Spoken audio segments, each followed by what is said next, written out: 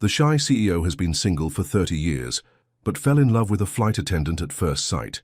The 58th floor of Anderson Technologies headquarters pierced through the morning fog of Manhattan, its glass windows reflecting the golden sunrise. Inside his corner office, Luke Anderson stood motionless, his commanding 6.2 frame silhouetted against the cityscape. His fingers traced the rim of an empty whiskey glass. Macallan 25, his usual companion during late-night strategic planning sessions. At 50, Luke had mastered the art of control. Every detail of his appearance was calculated. The perfectly tailored charcoal Tom Ford suit, the gleaming Patek Philippe watch, and his clean-shaven head that he'd chosen to maintain since the first signs of aging appeared. His penetrating blue eyes scanned the city below, analyzing it like the countless spreadsheets that had built his empire. "Mr. Anderson, your car is ready." His assistant's voice crackled through the intercom. "The flight to London departs in 3 hours." Luke adjusted his cufflinks. Platinum, minimalist, much like the man himself. "And thank you, Rebecca." His voice carried the weight of authority, cultivated over 3 decades of building one of New York's most formidable tech empires. The drive to JFK was silent, save for the gentle hum of his Bentley's engine. Luke reviewed his presentation for the International Tech Summit in London one last time, though he'd memorized every word. Perfection wasn't a goal for Luke Anderson. It was a requirement. As he walked through the first-class lounge, conversations hushed. He was used to it. His reputation preceded him, the brilliant but ruthless CEO who transformed a startup into a multi-billion-dollar corporation. What they didn't know was the price of that success. A heart locked away since that spring afternoon 33 years ago. The memory surfaced unwanted. 17-year-old Luke, holding a handwritten note, his heart pounding as he approached Catherine Miller's locker. The laughter still echoed in his ears, the pointing fingers, the cruel jokes that circulated for weeks. Look at Anderson, thinking he had a chance. That day he learned that vulnerability was a luxury he couldn't afford. "Welcome aboard, Mr. Anderson." The flight attendant's voice pulled him from his reverie. He looked up, prepared to give his usual curt nod, but something stopped him. The woman before him radiated a presence that commanded attention without demanding it. Eleanor Schofield's dark curls were perfectly styled in a professional bun, her uniform pristine, but it was her eyes that caught him off guard. Warm brown depths that held his gaze without a hint of the usual intimidation he inspired. She didn't smile the practiced smile of someone recognizing his status. Instead, her expression carried genuine warmth that seemed to say she'd treat him no differently than any other passenger. "Thank you," he managed, his voice slightly less steady than usual. As he moved past her to his seat, a subtle fragrance lingered. Not the standard perfume most flight attendants wore, but something more complex, more intriguing. Throughout the pre-flight procedures, Luke found his attention drawn to her. She moved through the cabin with grace and confidence, handling a demanding passenger with gentle authority that left no room for argument. Her laugh, when sharing a joke with her colleague, carried a musical quality that seemed out of place in the sterile airplane environment. For the first time in years, Luke Anderson felt something he couldn't control: curiosity. He opened his laptop, determined to focus on work, but his eyes kept drifting to her. The way she tucked a stray curl behind her ear while checking the overhead compartments, the subtle arch of her eyebrow when a passenger made an unreasonable demand, the gentle tap of her fingers against the service cart, following a rhythm only she could hear. "Would you like something to drink, Mr. Anderson?" Her voice interrupted his thoughts again. Up close, he noticed a small scar above her right eyebrow, a tiny imperfection that somehow made her more real. "Whiskey, neat," he replied, his standard answer, but then added, "Please." The word felt foreign on his tongue. When was the last time he'd said it to anyone? She poured his drink with practiced efficiency, but as she handed it to him, their fingers brushed briefly. A jolt of electricity shot through him, causing him to nearly drop the glass. If Elena noticed his reaction, she gave no indication. "Enjoy your flight," she said, moving on to the next passenger. Luke took a sip of his whiskey, but it tasted different somehow. Everything felt different. The carefully constructed walls he'd built over 5 decades suddenly seemed less impenetrable. As the plane climbed through the clouds, Luke Anderson, the man who had everything under control, felt his world begin to shift on its axis. Outside the window, storm clouds gathered on the horizon, but for once, Luke wasn't checking the weather report or calculating delays. Instead, he found himself wondering about the story behind that small scar. about what made Elena Schofield's eyes light up when she laughed, about the rhythm she'd been tapping against the cart. For the first time in 33 years, Luke Anderson looked at someone and wanted to know more. The first sign of trouble came 3 hours into the flight. Elena steadied herself against the galley wall as the aircraft shuddered, her practiced smile never wavering. But her eyes told a different story as she glanced through the small window at the darkening sky. Luke noticed her concern. He'd been watching her throughout the flight, though he'd pretended to work on his laptop. Each time she passed his seat, that subtle scent of Carolina Herrera lingered, making it increasingly difficult to concentrate on quarterly projections and market analyses. The captain's voice crackled over the intercom. "Ladies and gentlemen, we're experiencing some unexpected turbulence. Please return to your seats and fasten your seatbelts." Eleanor moved efficiently through the cabin, checking seatbelts and securing loose items. When she reached Luke's row, another violent shake sent her stumbling. His hand shot out instinctively, catching her elbow to steady her.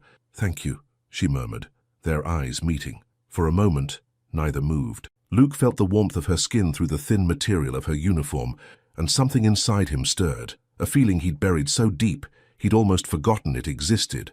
The moment shattered as lightning illuminated the cabin, followed by a deafening crack of thunder.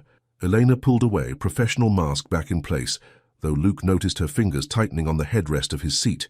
"Ladies and gentlemen," the captain's voice returned, tension evident despite his controlled tone. "Due to severe weather conditions over the Atlantic, we will be making an emergency landing in Lisbon, Portugal. Please remain calm and follow crew instructions." Passengers muttered and shifted nervously.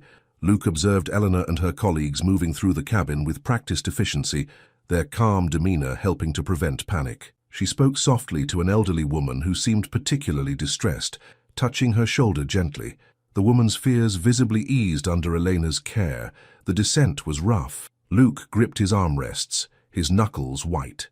Through the turbulence, he caught glimpses of Elena securing the cabin, her movements precise despite the plane's violent shaking. She seemed to draw strength from helping others, and he found himself wondering about the experiences that had shaped such resilience. When they finally touched down in Lisbon, collective relief flooded the cabin. Rain pounded against the windows as passengers gathered their belongings, many checking phones and muttering about missed connections. In the chaos of the terminal, Luke stood apart from the crowd, phone pressed to his ear. "So cancel tomorrow's meetings," he instructed his assistant. "No, all of them. I don't care about the Tokyo investors. Figure it out." He ended the call, frustration evident in the set of his jaw. Decades of careful planning, and now this. Through the glass walls of the terminal, he watched sheets of rain transform Lisbon into a blur of lights and shadows. His perfectly orchestrated schedule lay in ruins, much like his father's chessboard after one of their heated matches, pieces scattered, strategy abandoned. Quite a view, isn't it? He turned to find Elena beside him, now in civilian clothes, a leather jacket, flowing dress and stylish boots. With her dark curls cascading freely around her shoulders, she looked different, more real, more dangerous. "The airlines arranged accommodations for passengers," she continued, "but I know a better place than their standard airport hotel, unless you prefer corporate monotony." Her challenge hung in the air between them. Luke studied her, trying to decode the invitation in her words. In New York, he would have dismissed such an overture immediately. He had rules, boundaries, carefully constructed walls, but they weren't in New York, were they? "What did you have in mind?" he heard himself ask. A smile played at the corners of her mouth. "There's this little hotel in Alfama, the old quarter. Real character, unlike these chain places, and a cafe nearby that makes the best pastel de nata you'll ever taste." "Pastel de what?" "De nata. Portuguese custard tarts." She raised an eyebrow. "Oh, don't tell me the great Luke Anderson is afraid to try something new." The way she said his name, without the usual reverence or fear, stirred something in him. She was baiting him, he knew, but for the first time in years, he felt an urge to take the bait. "I'm not afraid of anything, Ms. Schofield." "Elena," she corrected, then gestured toward the exit. "Shall we?" The rain had eased to a gentle drizzle when they emerged from the taxi in Alfama. Cobblestone streets wound between ancient buildings, their walls adorned with intricate tiles in shades of blue and white. Music drifted from a nearby Fado house, the melancholic Portuguese guitar strings seeming to echo Luke's own hidden longing. Elena navigated the narrow streets with confidence, her boots clicking against the wet stones. Luke found himself following her lead, a novel experience for a man accustomed to always being in control. "Here we are," she announced, stopping before a small hotel with a bright blue door. Inside, an elderly Portuguese woman greeted Elena like an old friend, chattering rapidly in Portuguese. Elena responded fluently, her laugh mixing with the woman's as they conversed. Luke watched, fascinated. In his world, interactions were transactional, measured, calculated for maximum benefit. But Elena moved through life differently, creating genuine connections with seemingly effortless grace. "Senora Oliveira has rooms available," Elena told him. "She says we're lucky. Apparently there's a festival this weekend, and most places are fully booked." Luke nodded, still processing the strangeness of it all. 24 hours ago, he'd been in his office, his life running like a perfectly tuned machine. Now here he stood in a tiny Lisbon hotel, rain dampening his $1,000 suit, following the lead of a woman who seemed utterly unfazed by his carefully constructed facade. As they climbed the narrow stairs to their rooms, Elena glanced back at him. "You know, Mr. Anderson, sometimes the best moments in life are the ones we don't plan for." He met her gaze, seeing something in those brown eyes that both terrified and exhilarated him. "Luke," he said quietly. "So call me Luke." Her smile in response was worth every cancelled meeting, every disrupted plan. As they reached their respective doors, she turned to him one last time. "Get changed. Meet me downstairs in 30 minutes. There's a city out there waiting to be discovered." Before he could respond, she disappeared into her room, leaving him standing in the dimly lit hallway. Luke Anderson, the man who had built his empire on control and calculation, found himself doing something he hadn't done in decades. He followed someone else's lead. Luke stood before the mirror in his modest hotel room, studying his reflection. He'd exchanged his Tom Ford suit for dark jeans and a cashmere sweater, clothes meant for his London downtime that now served a different purpose. The Dior Sauvage cologne he reapplied felt like armor, a familiar comfort in this unfamiliar territory. 30 minutes. Her words echoed in his mind. In his world, 30 minutes meant conference calls and board meetings, not whatever this was. His fingers moved to check his Patek Philippe watch, a habit born of decades of rigid scheduling, when a memory stopped him. Elena's earlier words, "Sometimes the best moments in life are the ones we don't plan for." Downstairs, the lobby's warm lighting cast a golden glow over the antique tiles. Elena waited by the blue door, her curls now loose around her shoulders, wearing a flowing burgundy dress that made her look like she belonged among the city's timeless beauty. She smiled when she saw him, and something in Luke's chest tightened. "You clean up nice," she said, her eyes taking in his casual attire. "Though I have to admit I half expected you to come down still wearing the suit." "I'm capable of adapting," he replied, surprised to find himself smiling back. "We'll see about that." She pushed open the door, stepping into the evening air. "Follow me." The streets of Alfama came alive at night.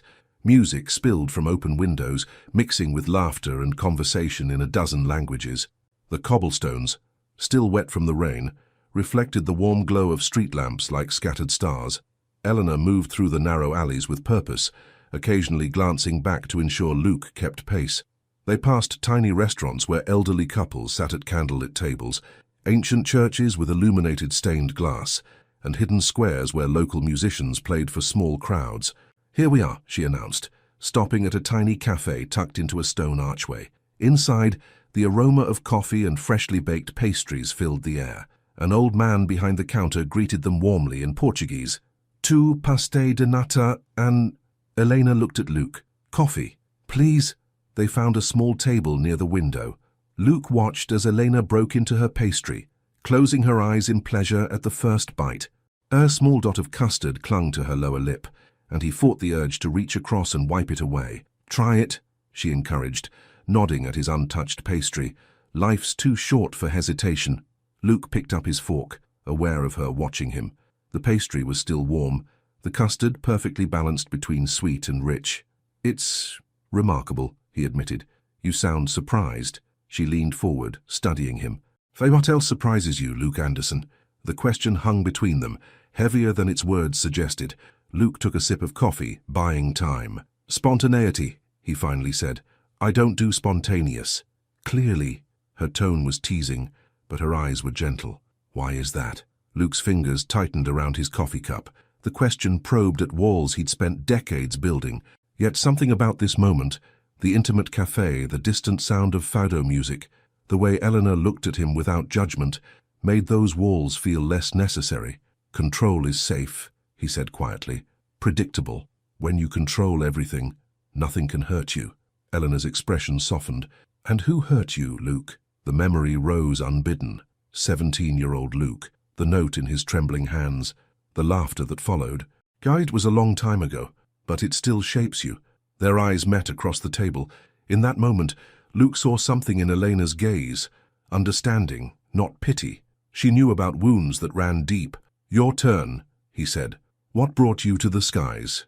A shadow crossed her face. "Freedom," she answered, her finger tracing patterns in the condensation on her water glass. "I needed to fly away from something. Or someone." Luke noticed how she tightened her grip on the glass, the way her other hand moved unconsciously to touch her upper arm, as if remembering something. His jaw clenched as understanding dawned. "He didn't deserve you," Luke said quietly, surprising himself with the fierce certainty in his voice.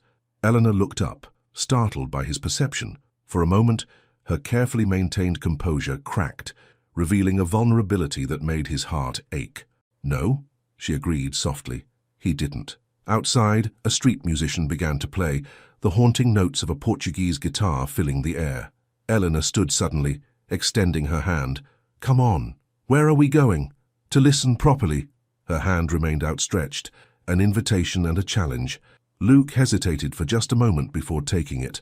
Her fingers were warm against his, sending a current of electricity up his arm. She led him out to a small square where the musician sat beneath a flowering tree, his guitar telling stories of love and longing. They stood in comfortable silence, listening.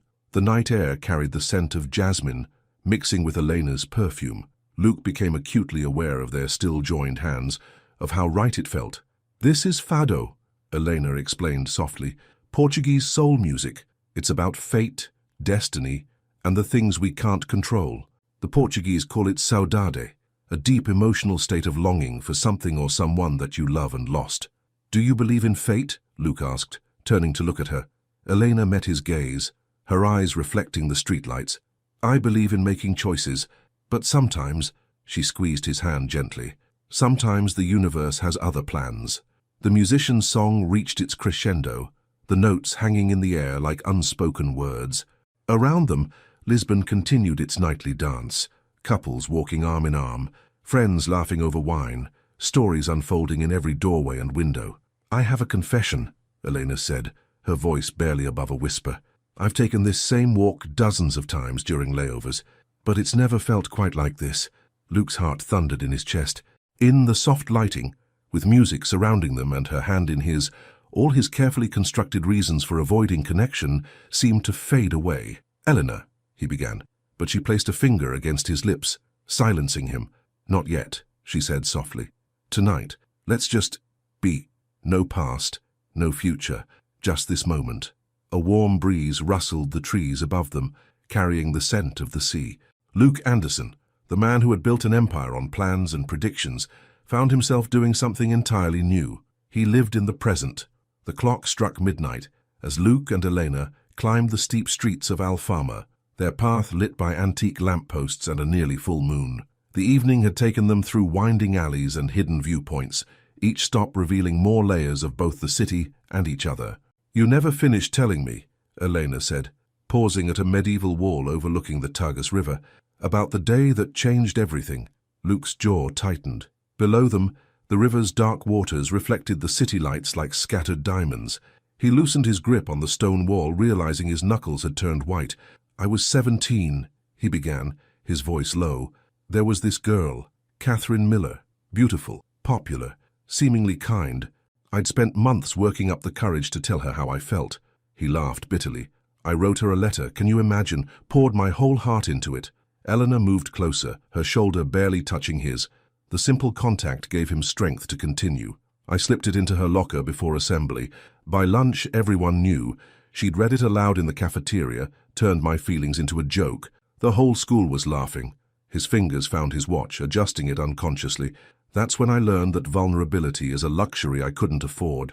"Oh, Luke," Elena whispered, her hand finding his in the darkness. "We're not all Catherine Miller." He turned to look at her, moonlight silvering her curls. "Your turn," he said softly. "What made you run to Paris?" Elena's hand tightened in his. She looked out over the river, and for a moment Luke thought she wouldn't answer. When she spoke, her voice carried an edge he hadn't heard before. His name was Richard, charming, successful, knew exactly what to say. The first few months were like a dream. She took a deep breath. Then came the little comments about my clothes, my friends, my dreams. Each criticism wrapped in, "I just want what's best for you, baby." Luke felt a surge of anger, his free hand clenching into a fist. It happened so gradually, I barely noticed I was disappearing. One day, I looked in the mirror and didn't recognize myself anymore. She turned to face him, her eyes bright with unshed tears. "You know what the worst part was? He never left a mark where anyone could see. The bruises were always hidden." Without thinking, Luke reached out, his hand gently cupping her face. Elena leaned into his touch, a single tear escaping down her cheek. "How did you get away?" he asked, his thumb brushing away the tear. "My brother," she smiled slightly. "He showed up unannounced one day and saw right through everything. Had me on a plane to Paris within 24 hours. I started flying 6 months later. Turns out running away can lead you exactly where you need to be." They stood in silence, the city's distant sounds washing over them. Luke's hand remained on her cheek, her skin warm against his palm. The air between them felt charged, heavy with unspoken words. "You know what I see when I look at you, Luke Anderson." Eleanor's voice was barely above a whisper. "I see a man who built walls so high he forgot there might be something worth letting in." "And what do you see when you look in the mirror now?" he asked, his heart pounding. "A woman who stopped running." She stepped closer, her free hand resting on his chest. "Sometimes, standing still is the bravest thing you can do." The moment stretched between them, fragile as spun glass. Luke could feel her heartbeat through their joined hands, matching rhythm with his own. Everything he'd built his life around, control, distance, careful planning, seemed to crumble in the face of this connection he neither expected nor sought. "Dance with me," Elena suddenly said. Luke blinked, caught off guard. "There's no music," she smiled, that radiant smile that had first caught his attention on the plane. "Listen closer." From a nearby Fado house, music drifted up, a slow, melancholic melody. Elena stepped into his arms as naturally as if they'd done this 1,000 times before. Her head rested against his chest, his arm wrapped around her waist, their joined hands held close to his heart. They swayed gently, the stone wall their stage, the moon their spotlight. Luke closed his eyes, breathing in the scent of her hair, feeling the warmth of her body against his. For the first time in decades, he felt peace. "Tell me something you've never told anyone," Elena murmured against his chest. Luke was quiet for a moment. Then, "I'm lonely, in a room full of people, at the head of conference tables, in my penthouse overlooking the city. I'm always lonely." Elena lifted her head, meeting his gaze. In her eyes, he saw understanding, compassion, and something else, something that made his breath catch. "Not tonight," she said softly. Their dance slowed to a stop, but neither moved away. The space between them seemed to shrink, the air growing thick with possibility. Luke's hand moved to her lower back, drawing her closer. Elena's fingers traced patterns on his chest, sending shivers through his body. "Elena," he breathed, his voice rough with emotion. She looked up at him, her eyes dark and deep as the river below. The walls he'd built over decades crumbled a little more with each beat of his heart. Just as he began to lower his head, a church bell tolled in the distance, startling them both. Elena stepped back slightly, though her hand remained on his chest. "We should head back," she said, her voice unsteady. "Early flight tomorrow." Reality crashed back like a cold wave. Tomorrow, London, their separate lives waiting to reclaim them. "Right," Luke managed, his arms feeling empty as she stepped away. "Of course." They walked back to the hotel in silence, their hands occasionally brushing, each contact sending sparks through Luke's body. At their doors, Elena turned to him. "Thank you," she said softly, "for letting me see behind the walls." Before he could respond, she stretched up and pressed a gentle kiss to his cheek, her lips soft against his skin. Then she was gone, her door closing with a quiet click. Luke stood in the hallway, his cheek burning where her lips had touched him. Inside his chest, something long dormant had awakened, demanding to be heard. For the first time in 33 years, Luke Anderson's heart was winning the battle against his mind. Dawn broke over Lisbon, painting the sky in shades of pink and gold. Luke hadn't slept. He stood at his hotel window, watching the city wake up, his mind replaying every moment of the previous night, the warmth of Elena's hand in his, the way she'd felt in his arms as they danced, the soft press of her lips against his cheek. His phone buzzed, emails, messages, the real world demanding his attention. The screen showed 15 missed calls from his executive team. A billion-dollar empire didn't run itself, after all. Yet for the first time in his career, Luke Anderson let them wait. A knock at his door startled him. His heart jumped, but when he opened it, he found only a young hotel employee with his freshly pressed suit. Right. The flight. Reality. In the hotel's small breakfast room, he caught sight of Elena in her uniform, her curls once again confined in a professional bun. She was speaking with her crew, all business. No trace of the woman who danced with him under the stars. But then she looked up. Their eyes met, and the world tilted on its axis. "Good morning, Mr. Anderson," she said formally, though her eyes held a different conversation entirely. "I trust you slept well." "Very well, thank you," he lied smoothly, noting the shadows under her eyes that suggested she'd had as restless a night as he had. The drive to the airport was torture. They shared the crew shuttle, sitting apart, maintaining their prescribed roles of flight attendant and passenger. Luke watched Elena's reflection in the window, remembering how she'd looked in the moonlight, how her voice had softened when she'd shared her secrets. Security checkpoints, boarding procedures, the familiar routine of air travel that now felt like an elaborate dance of avoidance. Luke took his seat in first class, his body tense as Elena performed her pre-flight checks.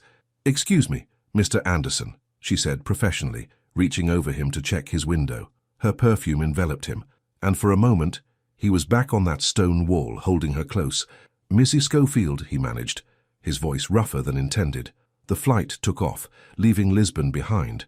Luke stared out the window at the receding coastline, remembering Elena's words about the Portuguese concept of saudade, longing for something you've lost. How could he long for something he'd never really had? Halfway through the flight, turbulence struck again, nothing like the storm that had diverted them, but enough to require the crew to suspend service. Elena moved through the cabin with practiced efficiency, checking on passengers.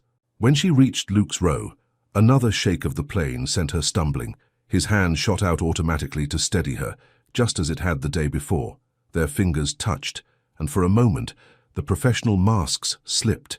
In her eyes, he saw the same struggle he felt, the battle between what they wanted and what was possible. "Thank you," she murmured, lingering a second too long before pulling away. Luke watched her retreat to the galley, his hand still tingling from the contact. He pulled out his laptop, trying to focus on work, but the words blurred before his eyes. Instead, he found himself writing something else entirely. "Dear Elena, last night you asked me to tell you something I've never told anyone. Here's another.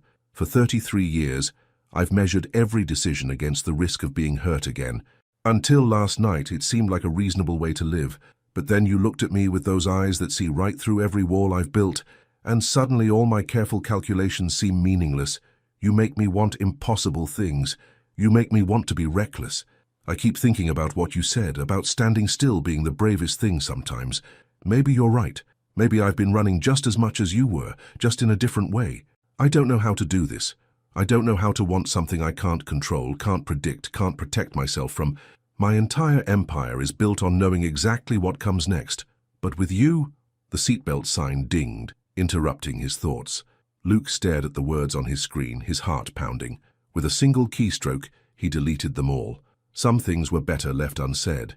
The rest of the flight passed in a blur of stolen glances and professional interactions that felt like elaborate pretense.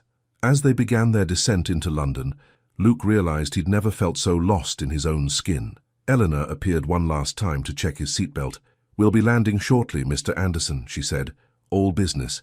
Then, so quietly he almost missed it. Some turbulence can't be avoided. The plane touched down at Heathrow under cloudy skies.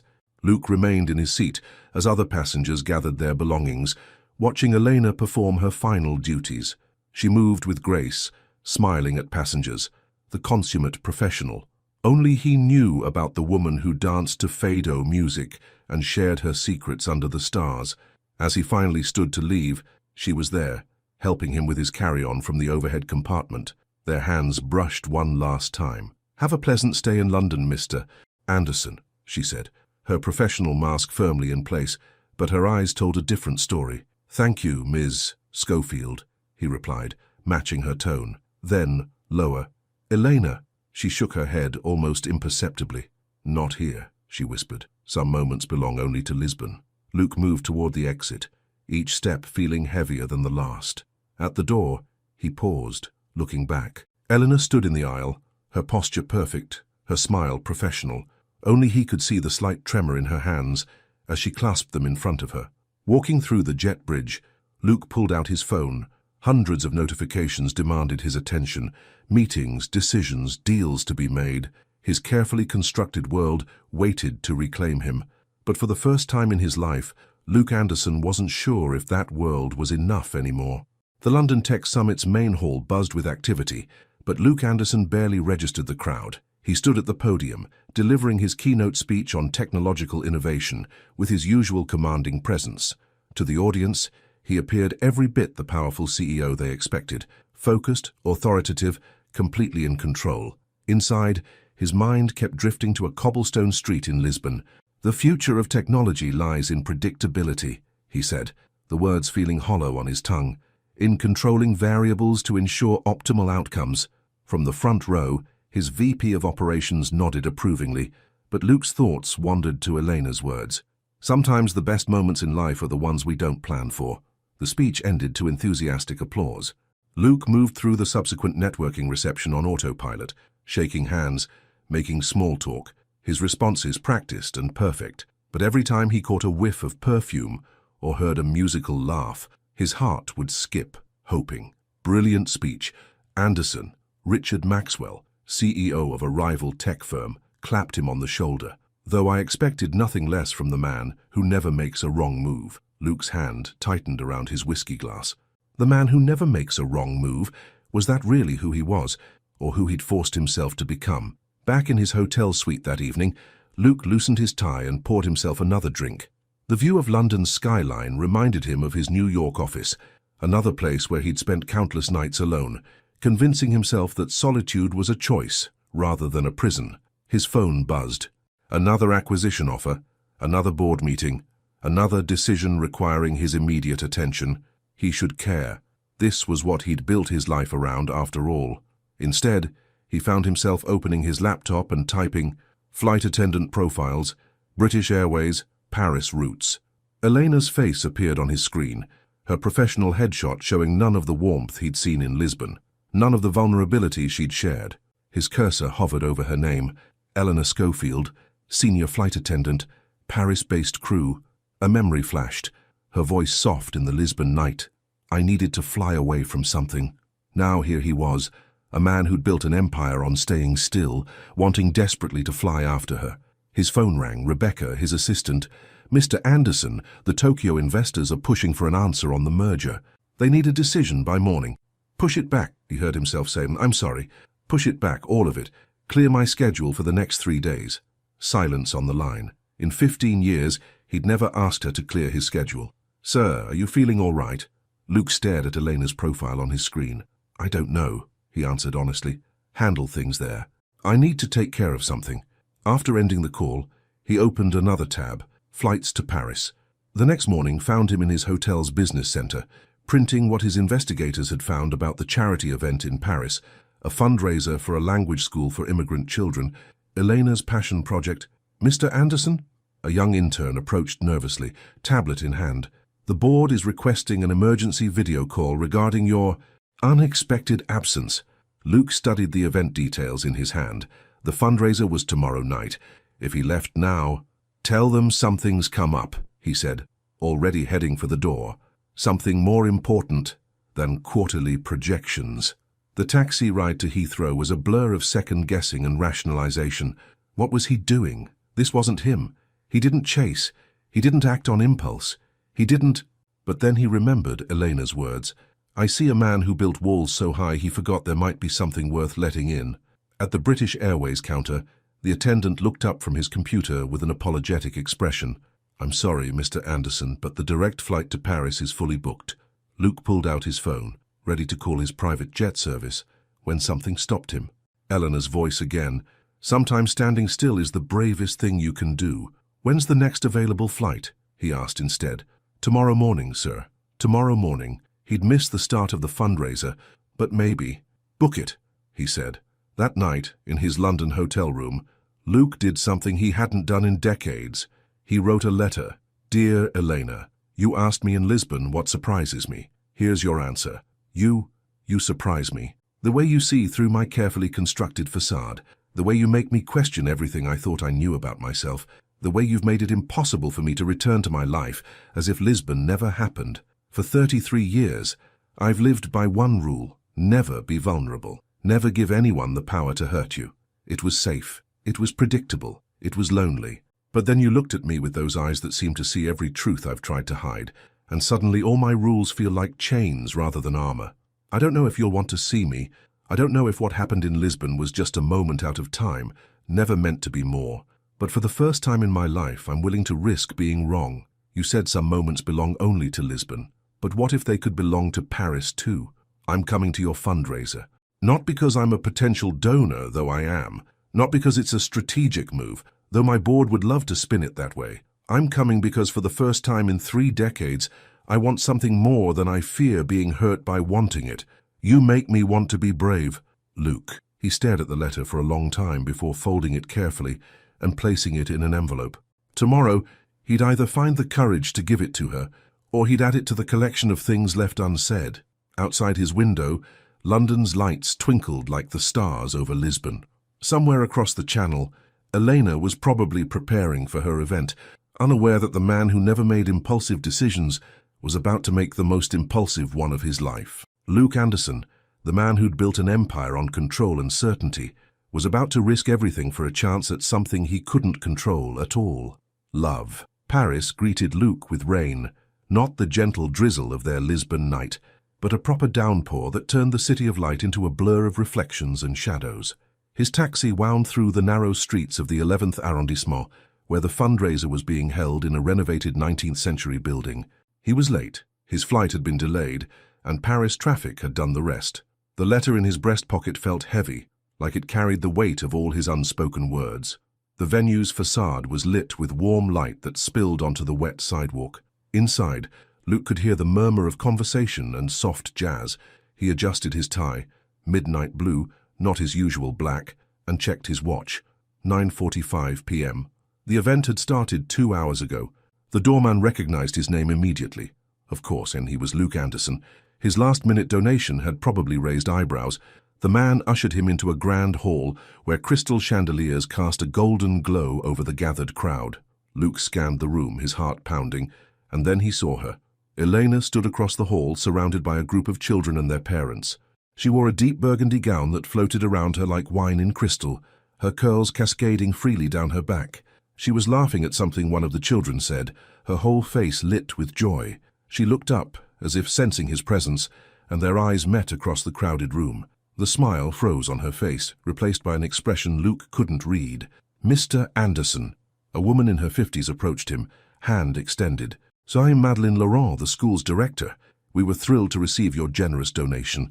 Luke shook her hand automatically, his eyes still on Elena, who was now making her way toward them with measured steps. "Mrs. Laurent," he managed, "the pleasure is mine. Your work with immigrant children is commendable." "Elena has been our guardian angel," Madeleine continued, beaming as Elena joined them. "Without her dedication, this program wouldn't exist." "Mr. Anderson," Elena said formally, though her voice carried a slight tremor. "What an unexpected surprise." "Ms. Schofield," he met her gaze steadily, "you look beautiful."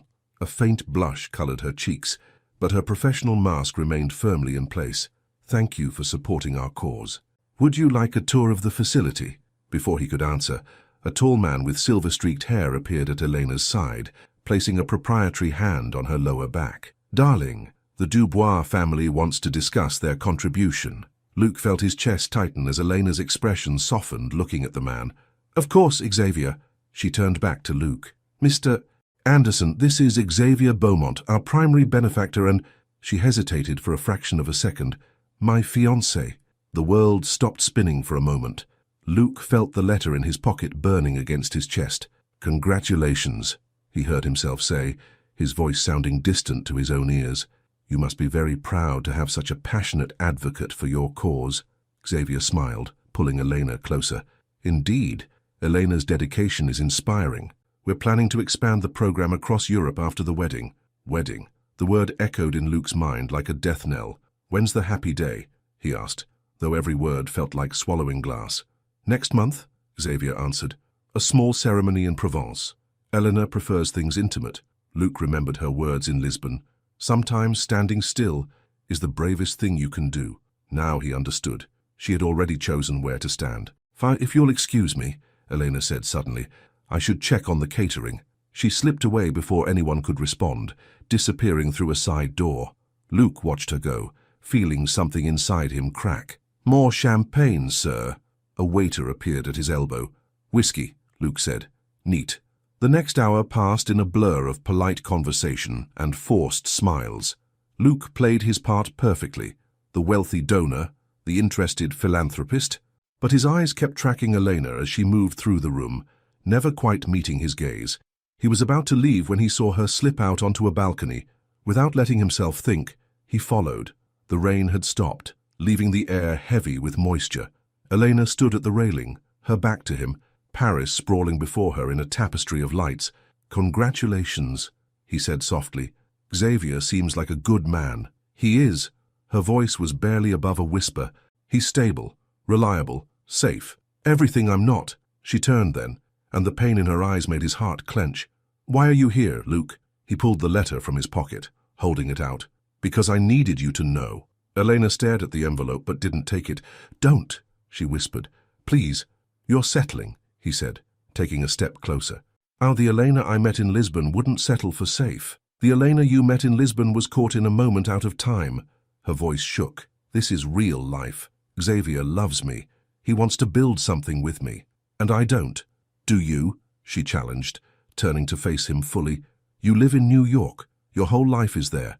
Your company, your empire, they mean nothing," Luke interrupted, closing the distance between them. "Nothing compared to how I felt dancing with you under the stars." Elena's breath caught. "Luke, tell me you love him," he demanded softly. "Tell me what you feel for him comes close to what was between us in Lisbon." "Don't ask me that." A tear slipped down her cheek. "Please, Elena." He reached out, brushing the tear away with his thumb. She leaned into his touch for just a moment, before stepping back. "I can't," she whispered. "So I made a promise." "To him or to yourself?" Before she could answer, the balcony door opened. "Elena," Xavier's voice called, "the donors are asking for you." She straightened, wiping her eyes quickly. "Coming." She moved toward the door, then paused. "Goodbye, Luke." He watched her go, the letter still in his hand. Below, Paris continued its eternal dance of lights and shadows, oblivious to the hearts breaking in its midst. Luke looked down at the envelope, then slowly, deliberately, tore it in half. The pieces fluttered in the wind like broken dreams before he let them fall. Sometimes, he realized, the bravest thing wasn't standing still or running away. Sometimes the bravest thing was letting go. 3 weeks after Paris, Luke sat in his New York office, staring at a contract that could double his company's value. The words blurred before his eyes, meaningless symbols on expensive paper.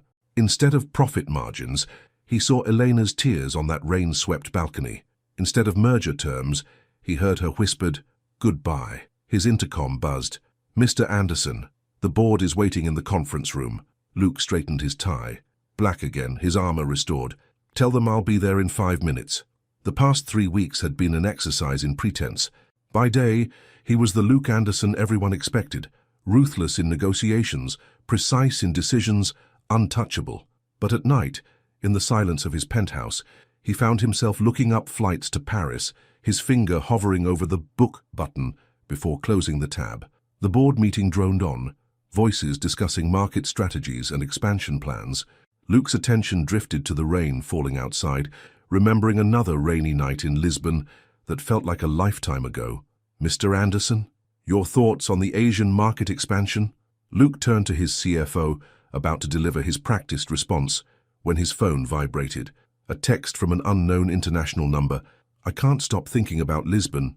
His heart stopped, then started again, racing.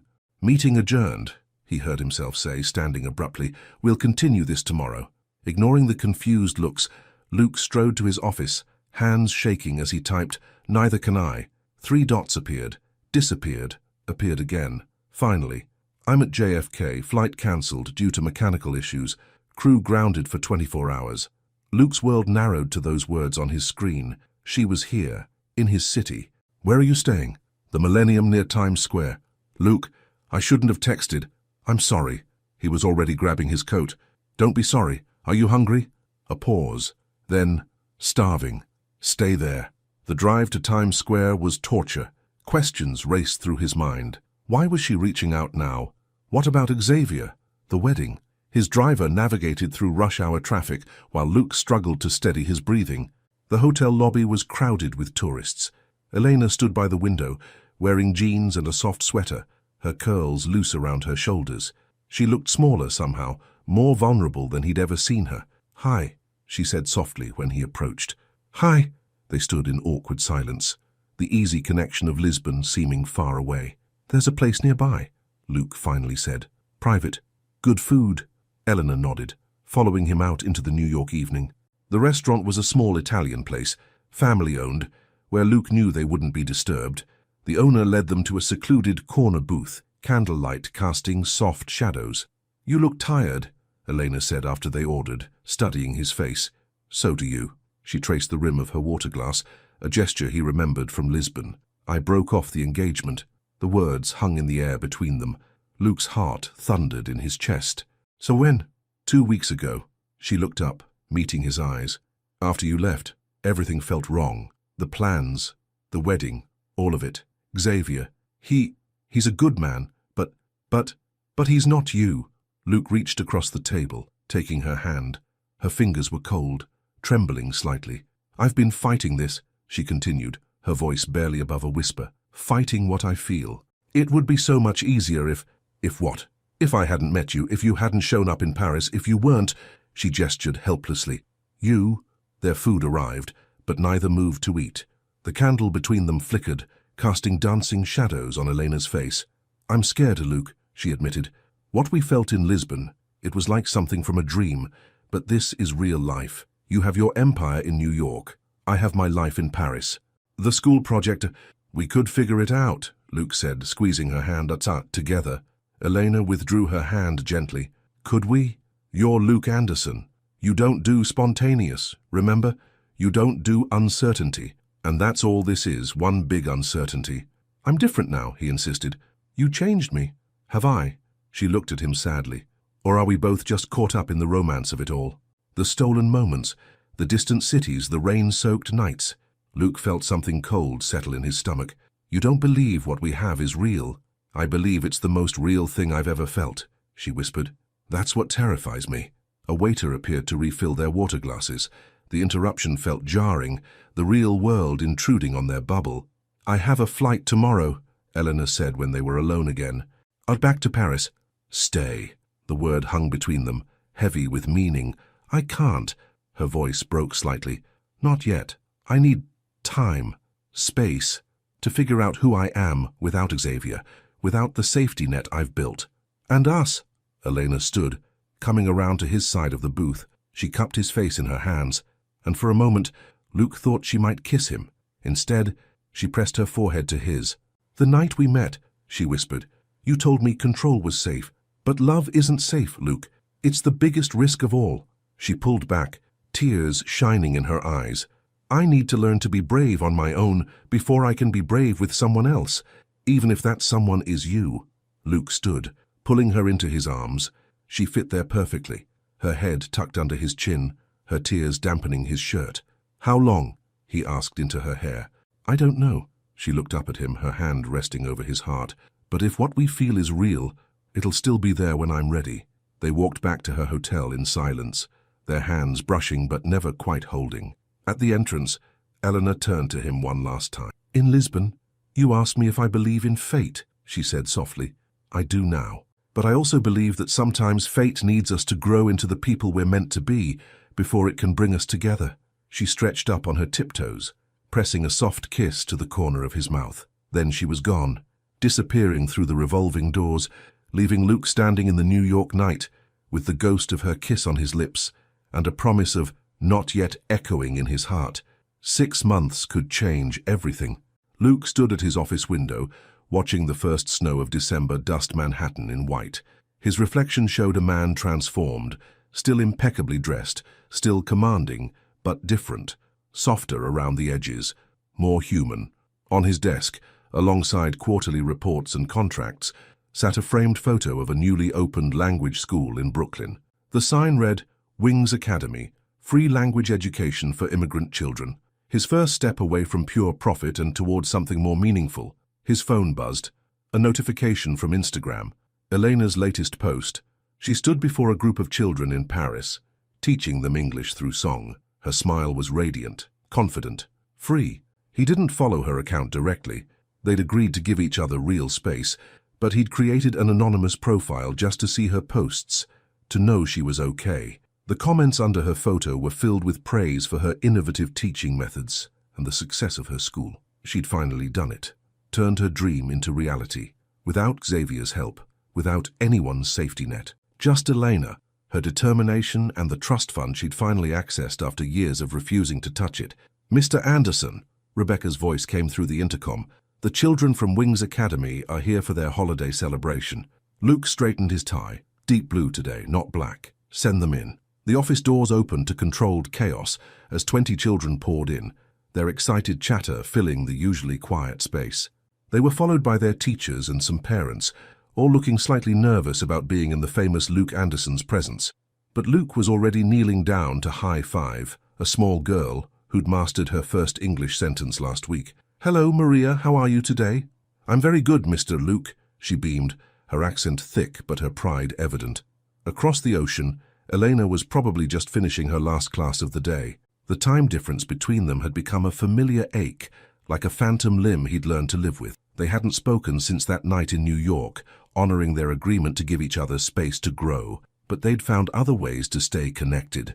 Luke had anonymously funded similar language schools across Europe, following her example. Eleanor had expanded her program to include technology education, inspired by his passion for innovation. Mr. Luke! Another child tugged at his sleeve. "Look what I made."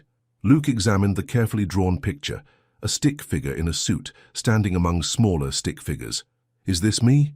The boy nodded enthusiastically. "And all of us. Teacher says we should draw our heroes." Hero.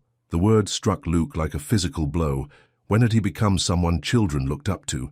When had his measure of success shifted from stock prices to children's smiles?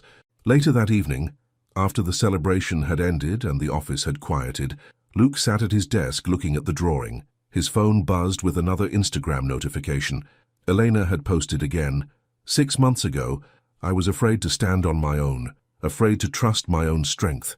But sometimes the greatest gift someone can give you is the space to find yourself. To all my students, never let fear stop you from becoming who you're meant to be." Wings to fly. Luke's heart tightened. He knew the post wasn't meant for him, but he felt its truth in his bones. These months apart had changed him too. The man who once measured his worth in corporate acquisitions now found himself measuring it in lives touched, in possibilities created. He opened his email, staring at the draft he'd been working on for weeks. "Dear board members, for 30 years, Anderson Technologies has focused solely on profit margins and market expansion. Today, I'm proposing a new direction." His finger hovered over the send button. Once, such a dramatic shift in company policy would have seemed like madness. Now it felt like evolution, growth. He pressed send. Across the city, snow continued to fall, transforming the harsh lines of skyscrapers into something softer, more magical. Luke picked up his coat, deciding to walk home instead of taking his usual car service. He needed to feel the snow on his face, to be part of the city rather than above it. As he walked, his mind drifted to Lisbon, to dancing under the stars with Eleanor. He missed her, not with the desperate ache of those first months, but with a steady warmth that had become part of him, like a compass always pointing true north. His phone buzzed again. A text from an unknown number. "I saw what you did with Wings Academy. It's beautiful, Luke, you're beautiful." And his heart stopped, then started again, stronger. It was the first direct contact they'd had in 6 months. Before he could respond, another message appeared. "I'm ready." Two simple words that contained universes of meaning. Luke stood in the falling snow, pedestrians streaming around him, his heart thundering in his chest. "Where are you?" he typed. "Look up." Luke raised his head. There, across the street, standing in the light of a cafe window, was Elena. She wore a red coat that stood out against the white snow, her curls dusted with snowflakes. She was more beautiful than he remembered, more real. Their eyes met across the crowded street, and the world seemed to hold its breath. Elena smiled, not the polite smile of a flight attendant, not the professional smile of a teacher, but the real, radiant smile he'd fallen in love with in Lisbon. The walk signal changed. They began moving toward each other, two people who had spent 6 months becoming who they needed to be, finally ready to become something together. In the falling snow, on a New York street that suddenly felt as magical as a Lisbon night, Luke Anderson and Elena Schofield found themselves exactly where they were meant to be. Not in Lisbon, not in Paris, but in the space between who they were and who they'd become. In the space where love had given them the courage to grow. 1 year to the day after their first meeting, Luke Anderson found himself on another transatlantic flight. This time, he wasn't in first class. Instead, he sat in coach, his long legs cramped, surrounded by families and students, the exact environment he would have avoided a year ago. He checked his watch, a simpler model than his usual Patek Philippe. 5 hours into the flight, 5 hours since he'd last seen Elena disappear into the crew area, professional mask firmly in place. They'd agreed to play their parts, CEO, passenger and flight attendant, one last time. A voice came over the intercom. "Ladies and gentlemen, we're experiencing some turbulence ahead. Please return to your seats and fasten your seatbelts." Luke smiled. Right on schedule. Elena appeared in the aisle, performing her safety checks. When she reached his row, their eyes met briefly. Her lips twitched, suppressing a smile. "Sir, please ensure your seatbelt is fastened," she said professionally, though her eyes danced with hidden meaning. "Of course, Ms. Schofield." The plane shuddered, and Elena steadied herself against his seat, an echo of that first flight. But this time, when their hands touched, they both knew it was no accident. As the turbulence increased, the captain's voice returned. "Due to unexpected weather conditions, we'll be making an emergency landing in Lisbon, Portugal." Murmurs of concern rippled through the cabin. A child in the next row started crying. Elena moved efficiently through the aisle, calming passengers with her natural grace, but every few minutes her eyes would find Luke's, sharing their secret. The landing was smooth, smoother than their first unexpected arrival in Lisbon. As passengers filed out, grumbling about delays and connections, Luke remained in his seat, watching Elena perform her final duties. "Your attention, please," Elena's voice came over the intercom. "This is a special announcement for one particular passenger." Luke's heart skipped. This wasn't part of their plan. 1 year ago today, a storm brought two strangers to Lisbon. They were different in every way, one bound by control, the other running from it. But under these skies, they found something unexpected, something real. Passengers stopped their exodus, turning to listen. Elena continued, her voice steady despite the emotion Luke could hear beneath it. "That night taught me that sometimes the biggest storms lead us exactly where we need to be, and sometimes the bravest thing we can do is let ourselves be led." She appeared in the aisle then, no longer in her flight attendant uniform, but wearing a flowing dress, her curls free around her shoulders. "Luke Anderson," she said, now standing beside his seat, "you once asked me if I believe in fate. Today I'm asking you the same question." Luke stood, aware of the audience they'd gathered, but seeing only her. "I believe in you," he said simply. "Everything else is just details." Elena smiled, taking his hand. "Then follow me." They made their way through the terminal, past curious onlookers and smiling staff who'd clearly been in on the plan. Outside, the Lisbon evening was warm, the sky painted in the same pinks and golds as the night they'd first wandered these streets. "You planned all this," Luke said, as they walked the familiar cobblestone paths.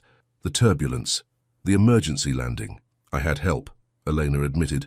"Turns out pilots are romantic at heart, and when the CEO of Anderson Technologies and the founder of Wings International ask for a favor." They reached the old stone wall where they'd danced a year ago. The same Fado house played below, as if time had folded back on itself. "Why here?" Luke asked, though he already knew. Elena turned to face him, taking both his hands in hers. "Because this is where I first saw the real you.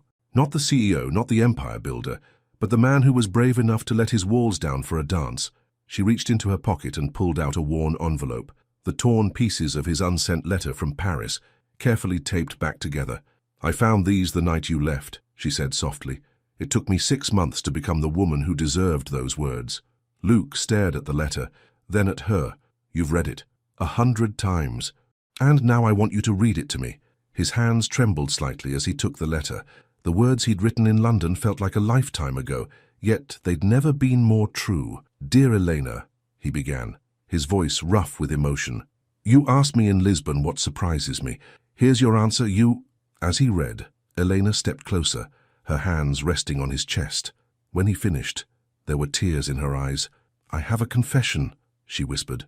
"I've been carrying my own letter, words I should have said in New York 6 months ago." She pulled another envelope from her pocket, but instead of opening it, she took Luke's face in her hands. "I don't need to read it," she said. "I'll just tell you, I love you, Luke Anderson. Not despite your walls, but because you were brave enough to let them down. Not despite your control, but because you were willing to lose it for me. I love you in New York and Paris and every city in between. But most of all, I love you here in Lisbon, where we both learned that the scariest risks bring the greatest rewards." Luke pulled her close, his forehead resting against hers. "I love you too," he whispered. "In every city, in every moment, in every version of ourselves." "Then ask me," she breathed. From his pocket, Luke withdrew a small box. Inside wasn't a traditional diamond ring, but a delicate compass rose-crafted in rose gold. "Elena Schofield," he said, his voice steady despite his pounding heart, "will you navigate this life with me? Not as a safe harbor, but as an adventure. Not as a destination, but as a journey." "Yes," she whispered, tears falling freely now. 1,000 times, yes. As Luke slipped the ring onto her finger, music drifted up from the Fado house, the same song that had played during their first dance. Without a word, they fell into each other's arms, swaying to the melody. "What happens now?" Elena asked, her head resting over his heart. Luke smiled, remembering her words from a year ago. "Now we live in the present. Though I do have one plan." "Oh, Wings Academy is opening its 100th school next month. In Lisbon." Eleanor lifted her head, her eyes shining. "Really? Really? I thought we could run it together. Split our time between here and New York." After all, as he kissed her softly, some cities deserve more than just memories. Above them, stars began to appear in the deepening blue of the Lisbon sky. Below, the Fado singer began a new song, one about love that crosses oceans, about hearts that find their way home.